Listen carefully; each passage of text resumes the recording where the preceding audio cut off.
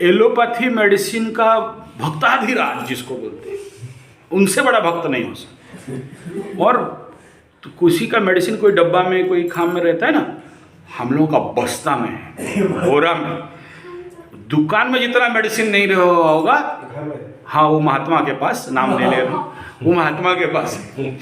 और कभी कभार जब जोश आता है तो राउरकेला का जो सबसे पुराना और बूढ़ा बूढ़ा डॉक्टर है, स्पेशलिस्ट, जिनको अपॉइंटमेंट लेके जाना पड़ता है और आधा घंटा दिखाओगे 500,000 रुपया उनका बिल है, वहाँ पहुँचते हैं। वो इनको देखने से उनका हालत टाइट, समझ में आ रहा है, क्योंकि उल्टा क्लास उनको करेंगे। उस मेडिसिन में ये इंग्रेडिएंट है, उसमें ये इंग्रेडिएंट है, मैं पढ़ाऊँ, तुम कैसे दे रहे हो इस बीमारी का ये मेडिसिन, इसके साथ तो ये लगाना चाहिए, क्या होगा बताओ? वो डॉक्टर खत्म। ठीक है, क्योंकि वो डॉक्टर को एमआर जितना पढ़ाया है उतना ही तो बोलेगा ना, उससे ज़्यादा तो नहीं बोल सकता है। और ये जो लग्न पे रहा अष्टम पे शनि, ये तो एमबीबीएस का एमबीबीएस। अच्छा, पढ़ाई ज़्यादा नहीं, ओनली मैट्रिक, लेकिन मेडिसिन का ऐसा ऐसा नाम बनाएंगे, एंट्रोपोइटिन, सिंट्रोमेडिसिन, तटकिन, पांडसिन, सर मेरा मुंह में नहीं घुसेगा। ठीक है, और वो डॉक्टर देखने से ही डरते हैं। तब डॉक्टर देखा कि अच्छा कभी ठीक नहीं हो सकता। मैं जन्म से आज तक मेरा ड्यूटी होता है, कभी अपोलो में तो कभी कटक बड़ा मेडिकल में, नीचे सोना वो ऊपर सोएंगे। ठीक है, डॉक्टर आएगा तोड़ फोड़ के इंजेक्शन देता रहेगा, चलता है, जन्म से देखते देखते आ रहा हूँ। और इतना एलोपैथी का ज्ञान है ना आज के डेट में, ये एरिया में आसपास कोई डॉक्टर मेडिकल साइंस का इंसाइक्लोपीडिया में नहीं होगा। और कोई बाय मिस्टेक बोल दिया कि गोमूत्र सार पी लीजिए सारा बीमारी ठीक हो जाएगा, शुरू हो गए, चालू, इतना गाली सुनोगे कि दिमाग खराब हो जाएगा। जैसे क्या कह रहा हूँ, अब ऑल्टरनेट क्या हुआ जानते हो, हर मेडिकल वाले बोले कि ये psychiatric sir, and you prescribe him psychiatric medicine. क्या बोला, पागल बोला? अपोलो में भी पकड़ लिया गर्दन डॉक्टर का, बोला क्या बोला, पागल बोल रहे हैं, बेदर्द हो रहा है, बोल रहा हूँ। ठीक है, फिर यू नेवर बिलीव 1,25,000 का डोमी ऑपरेशन कराया अपोलो में। डोमी ऑपरेशन समझते हो क्या होता है? False operation. ओ उसको पूरा ड्रेस व्रेस पहना के रेडी उड़ी, उस समय जो बता रहा था कि 50,000 का तावीज, ठीक है, बिना मतलब का ड्रेस पहना के एकदम ताम झाम, ये एनेस्थेसिया टेस्ट, ब्लड टेस्ट, पेशाब टेस्ट, हागू टेस्ट लगा है नीमा, बड़ा बड़ा बेड में ला के, बड़ा बड़ा डॉक्टर, बड़ा बड़ा लाइट लगा के, बिना फालतू का एकदम चुचा, जो जरूरत नहीं है काट पुट के रख के। Yes sir, the problem is there actually, we find out this is a solution. हो गया, ठीक हो गया। 5 दिन के बाद कैसा लग रहा है? Okay, 1,50,000 bill. ठीक है, साइकेट्रिक लेवल का प्रॉब्लम, ये कैसे एलोपैथी के से जनरेट हो रहा है देखो। और एक व्यक्ति कैसे जिंदगी भर में देख रहा हूँ विगत 45 ईयर से पिस रहा है और नो सॉल्यूशन। और बिलीफ सिस्टम भी ऐसा हो गया कि अगर धरती में medical means allopathy, no other thing. ये इसलिए कह रहा हूँ ना कि समझ लो कि हो क्या रहा है लाइफ के साथ। और अगर ये जान लो कि एलोपैथी मेडिसिन बिल्डअप हुआ कैसे ना, तो वो जो साइंस है एक्चुअली कैसे इतना ऐसा हो रहा है, तो एलोपैथी का जो हिस्ट्री है पहले उसे देखो। वो हिस्ट्री ये है, कश्मीर, हिमाचल प्रदेश, उत्तराखंड के आसपास 2 डॉक्टर ऑफ डेथ हुए। अंग्रेज के टाइम का बात कर रहा हूँ, 1800 लास्ट 1900 स्टार्ट। उसका स्टोरी पढ़ लेना, the legend personality of allopathy science.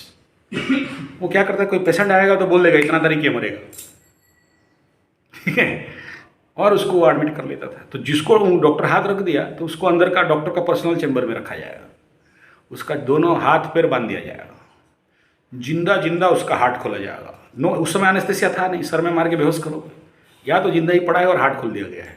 Study कर रहा है, लिख रहा है, पढ़ाई कर रहा है जिंदा आदमी से। किडनी खोल दिया है, काट के देख रहा है किडनी कैसे फंक्शन कर रहा है। मरा हुआ आदमी का किडनी तो बंद रहेगा, फंक्शन कैसे करेगा, कैसे पता चलेगा? केसेस लिख रहा है। ऐसे करके 700 से लेके अंदाजन 7,000 आदमी को जिंदा काट के बेड में सुला के, किसी का हार्ट फाड़ दिया, किसी का ब्रेन फाड़ दिया, किसी का आंख काट दिया, निकाल के देख रहा है कि कैसा फंक्शन कर रहा है, कहाँ से ब्लड सर्कुलेशन जा रहा है, नोट कर करके उसमें ये केमिकल वो मेडिसिन देके बिल्डअप कराया गया। सीक्रेट है, कोई नहीं बोलेगा। तीसरा डेवलपमेंट कहाँ हुआ जानते हो? नाजीज के माध्यम से। नाजीज लोग क्या किए, जूस जो सुने होंगे, नेपोलियन बोनापार्ट क्या किया था, करीब करीब 20 लाख आदमियों को जिंदा जिंदा गैस चैम्बर में भर के जला के मारता था, जिंदा। ये नुन्नू छोटे छोटे 5 दिन का बच्चा से लेके 10 साल का बच्चा से लेके 80 साल का बूढ़ा तक। आप मेरा बात बिलीव नहीं हो रहा है, नेट में जाके वो फिल्म भी है, बहुत अच्छा फिल्म, वो नेपोलियन बोनापार्ट, नेपोलियन नहीं क्या, हिटलर का मैं कुछ फिल्म प्रेस्क्राइब कर दूंगा, उसमें देख लेना। स्टोरी ऑफ जूस 1940 कितना में हुआ था, सेकेंड वर्ल्ड वॉर 42 में ना, हाँ, उसका फोटो सब देखो, उसका फिल्म देखो, रोंगटा कांप जाएगा, कलेजा हिल जाएगा। तो वहाँ पर कैसे वो हाउस बोलते थे, आइसोलेटेड हाउस था उसमें, उसका नाम मेरा याद नहीं आ रहा है, ऐसे बड़ा बड़ा ट्रेंच बना के रखते थे, और जूस लोगों को, छोटे छोटे बच्चे, इतना 5 साल का, 3-6 महीना का बच्चा, 2 महीना का बच्चा, उसको टेप में हाथ पैर बांध दिया जाता था, और उस छोटा बच्चा के ऊपर एक्सपेरिमेंट, जिंदा, no anaesthesia, no pain killer, heart निकाल दिया है, हार्ट बाहर है, बच्चा जिंदा है, रो रहा है, रोते रोते थक गया है, और किडनी निकाल दिया है, आदमी जिंदा है, जब मरेगा मरेगा, उसके ऊपर रिसर्च है। ये मेडिसिन दे के देखो, वो मेडिसिन जो उनके आर्मी को देना है, उन जूस के ऊपर रिसर्च करते हैं। आँख जिंदा रहेगा, ऐसे काट देंगे, आँख को काट के फाड़ के देखते हैं कि आँख फंक्शन कैसे करता है। तो 1 दिन 2 दिन नहीं, महीना सालों उसके ऊपर रिसर्च अन्वेषण करते हैं। तो इस प्रकार ये जापान वाले चाइना वालों के साथ भी किए हैं ऐसा। तो एक साथ इस विश्व में 3 भयंकर दुर्घटना घटा था उस समय जब जालियाना बाग हत्याकांड हो रहा था, खड़े खड़े सबको गोली मार के मारा गया। सेकंड, उसी टाइम के आसपास जूस के ऊपर नाजियों का अत्याचार, 20 लाख नाजियों को, 20 लाख जूस को प्रचंड अत्याचार, भूखे, खाना पीना नहीं देना, जिंदा जलाना, टर्चर कर कर के मारना, इतना टर्चर कि विश्व इतिहास में कोई क्या नहीं होगा। देख लो एक बार उससे, कि तब दिमाग खुलेगा कि यार इस धरती में होता क्या है। और तीसरा, उसी समय के आसपास जापानीज चाइना के ऊपर, देख लेना, जापान इम्पैक्ट ऑन चाइना मारना, नेट में निकलेगा, वो गांव का नाम याद, वो ये का नाम याद नहीं आ रहा है, जापानीज युद्ध करने के लिए गया, और वहाँ एक दिन में कौन कितना गर्दन काट सकता है चाइनीज का, ठीक है। और लड़कियों के पर जो अत्याचार मत बोलो, वो निम्नांग में तलवार घुसा देते थे, वो जो वहाँ बौद्धिस्ट मॉन्क थे उसका जेनिटल ऑर्गन्स काट देते थे। तो इतना सारा अत्याचार का सीमा लांग के वो लोग अत्याचार किया। तो कंसंट्रेशन कैंप ऑफ, लिखना यूट्यूब में, लिखना concentration camp of China, concentration camp of, अभी चाइना वही कर रहा है, सेम काम कर रहा है, कंसंट्रेशन कैंप ऑफ हिटलर, ये देख लो कंसंट्रेशन कैंप कैसा होता है, क्या करते हैं। और उसके ऊपर, कंसंट्रेशन कैंप के ऊपर बहुत सुंदर फिल्म है, दिल रोंगटा खड़ा हो जाएगा, इतना सुंदर। वो उसमें जो सबसे बड़ा हीरो हुआ कंसंट्रेशन कैंप का, जो जूस को बचाया, करीब करीब 800 या 1100 जूस को बचा रहा है, अपना सब कुछ दांव पे लगा के, फैक्ट्री बेच दिया, घर बेच दिया, सोना बेच दिया, और कैसे उनको बचाया। और ऐसे ही कोई एक महान भगवान चाइना में हुआ, जो जापानीज एफेक्ट से बचाया उन चाइनीज को, वो भी 700 या 3000 चाइनीज को बचाता है, नहीं तो सबको काट दे, पूरा गांव का गांव खत्म, काट दो, खत्म, जीरो। और अपना सब कुछ लगा के बचाया। और उसके बाद वो शायद चला गया जर्मन, और ऐसा आखिरी में हुआ कि उसके पास खाने के लिए पैसा नहीं था, बूढ़ा हो गया था। तो चाइना वाले अपना जो कुछ था सब कलेक्ट करके उसके पास भेजे कि तुम खाओ, रहो, तुमने हमें बचाया, हम तुम्हें बचा रहे हैं।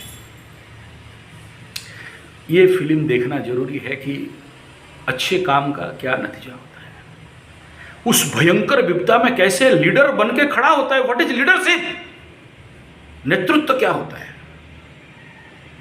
कितना चैलेंज करके वो लीडरशिप अपने को बिल्डअप कर रहे हैं। वो फिल्म नहीं देखोगे तो तुम्हारे अंदर लीडरशिप बनेगा खाक।